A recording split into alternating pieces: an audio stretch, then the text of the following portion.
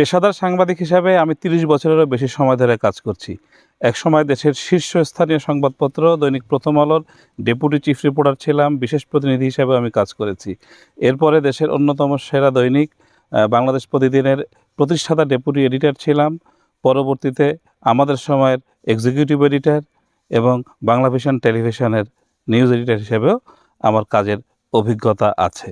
তো আমি যখন রিপোর্টার ছিলাম সারা দেশ ঘুরেছি, দেশের বিভিন্ন প্রান্ত ঘুরে আমি অনেক গডফাদারের মুখোশ উন্মোচন করেছি। এমন হয়েছে একসময় ফেনী, নোয়াখালী, লক্ষ্মীপুর এই জনপদে আমি এত বেশি ঘুরেছি এবং গডফাদারদের মুখোশ উন্মোচন করেছি।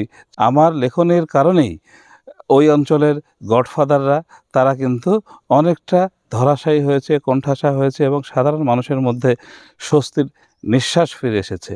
দেশের দক্ষিণ পশ্চিমাঞ্চলে আমি প্রচুর ঘুরেছি, বিভিন্ন জেলায়। একসময় এই অঞ্চলটা সন্ত্রাসীদের অভয়ারণ্য ছিল।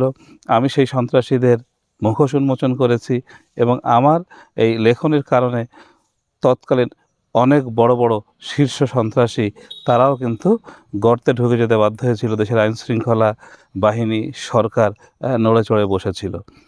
আজকে ফরিদপুর ১ আসনে আমি যখন প্রার্থী হওয়ার আগ্রহ প্রকাশ করেছি, আমি অনেক গডফাদার, অনেক বড় বড় সন্ত্রাসী তাদের কাছ থেকে নানাভাবে হুমকি পাচ্ছি।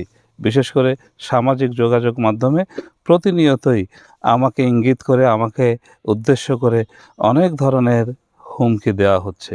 সবচাইতে বড় কথা, দেশে এখন যে অন্তর্বর্তীকালীন সরকার একটি অবাধ, সুষ্ঠু এবং নিরপেক্ষ নির্বাচন করার ব্যাপারে সরকারের যে অঙ্গীকার, আমি মনে করি সেই অঙ্গীকার যদি রক্ষা করতে হয় তাহলে একটি লেভেল প্লেয়িং ফিল্ড তৈরি করা অত্যাবশ্যক। নিশ্চয়ই সরকার, নির্বাচন কমিশন তাদের সেই অঙ্গীকার রক্ষা করবেন এবং ফরিদপুর ১ আসনের সাধারণ মানুষের যে প্রত্যাশা, তারা তাদের পছন্দের ব্যক্তিকেই ভোট দিবেন, সেই পরিস্থিতিও তৈরি হবে।